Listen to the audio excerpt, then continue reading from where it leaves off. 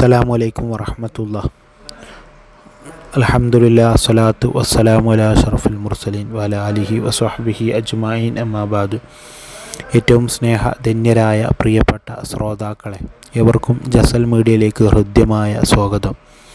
ആദ്യമായിട്ടാണ് നിങ്ങൾ ഈ ചാനൽ കാണുന്നതെങ്കിൽ സബ്സ്ക്രൈബ് ചെയ്തുകൊണ്ട് നിങ്ങളുടെ ഓരോരുത്തരുടെയും പിന്തുണ അറിയിക്കണമെന്ന് പ്രത്യേകം ഓർമ്മപ്പെടുത്തുകയാണ്.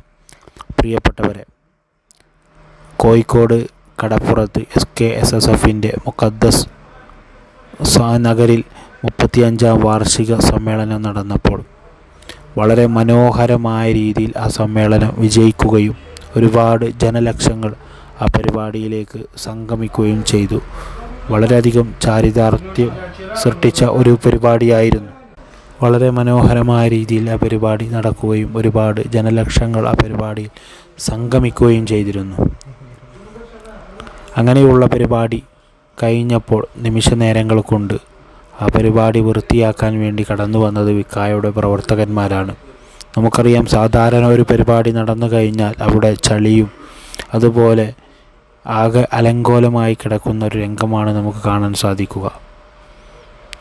ജനങ്ങളിരുന്ന പേപ്പറും അവർ കുടിച്ച വെള്ളക്കുപ്പിയും അതുപോലെ അവർ പല പലഹാരങ്ങളും വാങ്ങിയിട്ടുണ്ടാകും. അങ്ങനെ അതിൻ്റെയൊക്കെ ചപ്പുചവറുകൾ അവിടെ കൂട്ടിയിട്ടിട്ടാണ് പല ആളുകളും അവിടെ നിന്ന് കടന്നു പോകാറുള്ളത്. എന്നാൽ അവിടെ കണ്ട ആളുകൾ, മറ്റു ഇതര മതസ്ഥരായ ആളുകൾ പോലും പറയുന്നത് SKSSFൻ്റെ പരിപാടി നടന്നപ്പോൾ വളരെ മനോഹരമായ പരിപാടിയായിരുന്നു, ഞങ്ങൾക്ക് കച്ചവടമെല്ലാം ലഭിച്ചു. പക്ഷേ അവിടെ ഉണ്ടായിരുന്ന വേസ്റ്റുകൾ നിമിഷ നേരങ്ങൾ കൊണ്ടാണ് അതിൻ്റെ സന്നദ്ധ പ്രവർത്തകന്മാർ, വിക്കായുടെ പ്രവർത്തകന്മാർ നീക്കം ചെയ്തത്. അതിനെക്കുറിച്ച് വളരെ സന്തോഷത്തോടെ വളരെ സമാധാനത്തോടെയാണ് അവിടെയുള്ള ആളുകൾ പറയുന്നത്. പ്രിയപ്പെട്ടവരെ, ഇങ്ങനെയുള്ളൊരു വിദ്യാർത്ഥി പ്രസ്ഥാനം വളരെ മനോഹരമായ രീതിയിൽ സമ്മേളനം നടത്തുകയും വളരെ വൻ വിജയമാക്കുകയും ചെയ്ത ഒരു പ്രസ്ഥാനമാണ് SKSSF.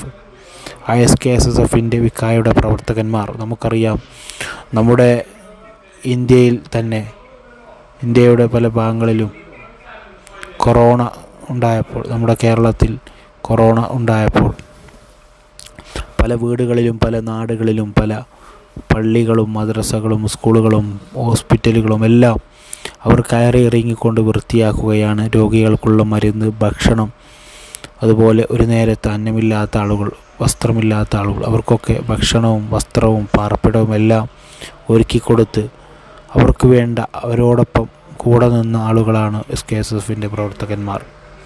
അങ്ങനെ മനോഹരമായ സംഘടനയുടെ ആ പ്രവർത്തകന്മാർ, അവരുടെ പ്രവർത്തനം നമ്മളൊക്കെ കണ്ടവരാണ്.